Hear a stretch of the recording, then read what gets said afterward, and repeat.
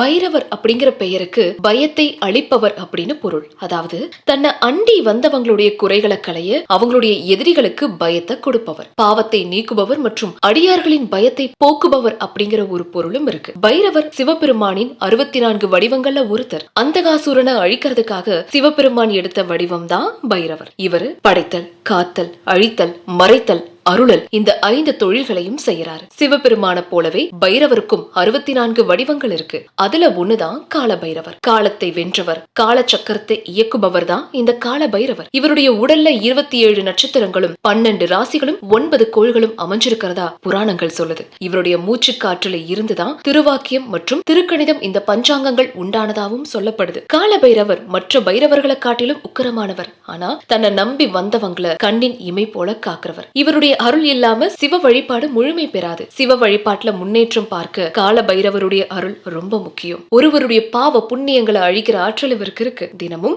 வீட்டுல விளக்கேத்தி வச்சு ஓம் ஹ்ரீம் கால பைரவாய நமக அப்படிங்கிற மந்திரத்தை 27 தடவை உச்சரிச்சு வந்தா வாழ்க்கையில எல்லா வளங்களையும் பெறலாம்.